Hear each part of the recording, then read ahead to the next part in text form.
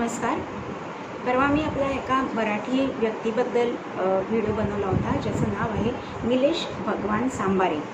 स्वअर्जित उत्पन्नातून ते समाजकार्य कसं करतात याबद्दल मी आपल्याला माहिती दिली. आज मी आपल्याला माहिती सांगणार आहे ती एका मराठी उद्योजकाबद्दल, जो 100% मराठी आहे आणि पुण्यामध्ये कार्यरत आहे. त्यांचं नाव आहे डॉक्टर आनंद देशपांडे. यांनी पर्सिस्टंट ही त्यांची सॉफ्टवेअर कंपनी स्थापन केली पुण्यामध्ये 1990मध्ये. त्यांची कंपनीचं कार्यक्षेत्र आहे engineering software, computer engineering software, cloud, त्याच्यानंतर AI म्हणजे आर्टिफिशियल इंटेलिजन्स अर्थात कृत्रिम बुद्धिमत्ता आणि एंटरप्रेनर मॉडर्नायझेशन. आज पुण्यामध्ये त्यांचे ऑफिस आहेत, तसंच देश विदेशातही त्यांच्या ब्रँचेस आहेत आणि त्यामुळे ते तर किती फेमस आहेत आपल्याला माहितीच आहेत. पण त्याचबरोबर त्यांना अनेक अवॉर्डही मिळाली आहेत. त्यांनी आपलं इंजिनिअरिंगचं शिक्षण घेतलं IIT खरगपूर इथून आणि MS आणि PhD त्यांनी अमेरिकेच्या इंडियाना युनिव्हर्सिटीनं पूर्ण केलं. त्यानंतर त्यांनी 2 वर्ष अमेरिकेतच राहून तिथे कार्यानुभव घेतला एका कंपनीत काम करून आणि मग ते भारतात परत आले आणि पुण्यामध्ये त्यांनी या पर्सिस्टंट या त्यांच्या सॉफ्टवेअर कंपनीची स्थापना केली. आज पुण्यातल्या त्यांच्या ऑफिसमध्ये, जी अनेक ठिकाणी त्यांची ऑफिस आहेत पुण्यामध्ये, 24,000च्या वर कर्मचारी हे कार्यरत आहेत. आता पुण्याला हिंजवडीमध्ये त्यांचे 4 टॉवर आहेत त्यांच्या ऑफिसचे.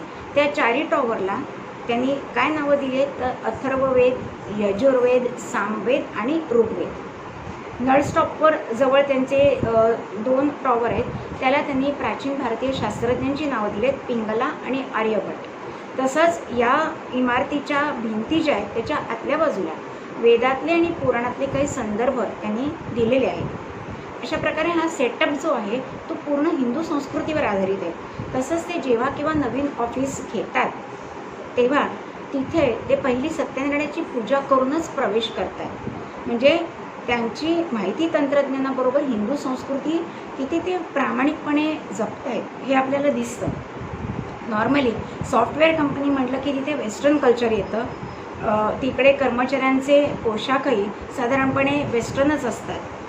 इंडियन पोशाख किंवा भारतीय पद्धतीचे पोशाख फार कमी असतात आणि तिकडचे सण समारंभ जे असतात तेही साधारणपणे वेस्टर्नच असतात. पण ही कंपनी त्याला अपवाद आहे. उदाहरणार्थ, आपलं हिंदू वर्ष सुरू होतं गुढीपाडव्याला, तर गुढीपाडव्याची त्यांना सुट्टी नववर्षाची सुट्टी म्हणून दिली जातेच. याशिवाय गणपतीचं जेव्हा आगमन होतं बाप्पाचं, ती म्हणजे गणेश चतुर्थी, आणि गणपती बाप्पाचं विसर्जन होती ती अनंत चतुर्दशी. या दोन्ही दिवशी या कर्मचाऱ्यांना, इथे काम करणाऱ्या कर्मचाऱ्यांना सुट्टी दिली जाते. त्याचप्रमाणे स्वातंत्र्य दिन, प्रजासत्ताक दिन, दिवाळी, दसरा हेही सण उत्सव या कंपनीत मोठ्या प्रमाणात साजरे केले जातात. आणि इकडच्या ज्या महिला कर्मचारी आहेत त्या हळदी कुंकू, तिळगुळ समारंभ हे सुद्धा साजरे करतात. त्याचप्रमाणे इकडे सांस्कृतिक कार्यक्रमांबरोबरच एक जो ट्रॅडिशनल डे आपण म्हणतो, पारंपरिक पोशाख परिधान करण्याचा दिवस, तोही इथे मोठ्या प्रमाणात साजरा केला जातो. आणि या कंपनीचं एक वैशिष्ट्य आहे की हे देशपांडे कुटुंबीय म्हणजे त्यांची पत्नी, त्यांची मुलं हे कर्मचाऱ्यांसोबत हा उत्सव साजरा करतात. आता आपल्याला माहिती आहे अंबानी कुटुंब हे सुद्धा हिंदू संस्कृतीचं एक उत्तम उदाहरण आहे. ते कसं जपतात आपल्याला माहिती आहे. परंतु अंबानी कुटुंबीय प्रामुख्याने भारतातील मोठे उद्योजक, सेलिब्रिटीज, सिनेकलाकार, परदेशातील सेलिब्रिटीज, उद्योजक यांच्यासोबत जास्तीत जास्त प्रमाणात हे सण समारंभ आपल्याला साजरे करताना दिसतात. परंतु देशपांडे कुटुंबीय आपल्या कर्मचाऱ्यांबरोबरच हे समारंभ साजरे करतात. पण मला आठवत नाही की यांच्या सेलिब्रेशनची माहिती कुठच्या वृत्तपत्रात आली आहे किंवा कुठच्या वृत्तवाहिनीवर याचं कव्हरेज आलेलं आहे असं मी तरी पाहिलेलं आहे. मला सध्या यांच्याबद्दल माहिती मिळाली म्हणून मी हा व्हिडिओ बनवते, कारण हे त्यांचं एक वैशिष्ट्य पाहण्यासारखं आहे. आणि जगभरात म्हणजे अमेरिकेमध्ये, युरोपमध्ये त्यांची अनेक ऑफिसं आहेत, पण तिकडेही त्यांनी हिंदू संस्कृती आपली जपलेली आपल्याला सातत्याने जाणवते. आता यांना पुरस्कारही अनेक मिळाले आहेत. IIT खरगपूरचा डिस्टिंग्विश्ड ॲल्युमिनस अवॉर्ड त्यांना मिळालेला आहे. इंडियन युनिव्हर्सिटी अचीवमेंट अवॉर्ड त्यांना मिळालेला आहे. त्याच्यानंतर त्यांना एंटरप्रेनर ऑफ द इयर हा सुद्धा एक अवॉर्ड मिळालेला आहे.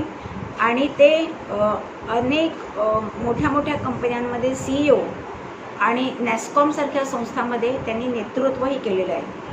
आणि अशा प्रकारे ही व्यक्ती जी आहे ही उद्योगधंद्यांची जोपासना करतेच आहे, त्याचबरोबर भारतीय संस्कृती कसोशीने जपण्याचा प्रयत्न करते. त्यांनी डी आसरा ही एक डी आसरा फाउंडेशन नावाची एक सामाजिक संस्था स्थापन केलेली आहे, ज्यात त्यांचे पूर्ण कुटुंबीय म्हणजे पत्नी सोनाली, त्यानंतर त्यांची मुलगी, त्यांचा मुलगा हे सुद्धा कार्यरत असतात. आता ही संस्था जी आहे ती प्रामुख्याने लघुउद्योजकांना प्रशिक्षण देते आणि त्यांचा धंदा व्यवसाय सुरू करण्याला मदत करते. म्हणजे लर्न, अर्न आणि रिटर्न या त्रयीवर आधारित ही त्यांची डी आसरा ही संस्था काम करत आहे. त्याचप्रमाणे आरोग्य क्षेत्रामध्ये आणि अनेक सामाजिक उपक्रमांमध्ये सुद्धा या संस्थेचा सहभाग असतो. त्यांची पत्नी सोनाली ही सुद्धा एक विश्वस्त या कंपनीची आहे. त्याचबरोबर त्यांनी 20 वर्ष एका पुण्याच्या नामांकित शाळेमध्ये बालवाडी शिक्षिका म्हणूनही काम केलेलं आहे. असं असलं आणि महत्त्वाची गोष्ट म्हणजे फोर्ब्सच्या ज्या श्रीमंत व्यक्तींची यादी प्रसारित केली जाते फोर्ब्स मॅगझिनतर्फे, तर या यादीमध्ये डॉक्टर आनंद देशपांडे यांचा 2021 पासून समावेश झालेला आहे आणि तो 2026पर्यंत आज तागायत टिकवणे त्यांची जी पोझिशन आहे ती आणखीन वरवर उंचावली गेलेली आपल्याला दिसतंय. तसंच त्यांचा अर्निंग जे आहे म्हणजे नेटवर्क तर त्यांची वाढतेच आहे, पण त्यांचा नफासुद्धा उत्तरोत्तर वाढतच आहे. अशा प्रकारे या व्यक्तीचे पाय अजूनही पूर्णपणे जमिनीवर आहेत. जेव्हा आपण फक्त बाष्कळ चर्चा करत असतो हिंदू संस्कृती जपली पाहिजे, हिंदू सण साजरे केले पाहिजेत, पण ही व्यक्ती हे प्रत्यक्ष करते आणि कुठचाही गवगवा न करता हे संपूर्ण कुटुंब प्रसिद्धी परांगमुख आहे. कारण आत्तापर्यंत सोशल मीडियावर यांचे रील आले नाही आहेत किंवा त्यांच्याबद्दल काही सार्वजनिक म्हणजे त्यांच्या कुटुंबाविषयी किंवा त्यांची वैयक्तिक माहिती कोणत्याही सार्वजनिक माध्यमावर उपलब्ध आपल्याला दिसत नाही आहे.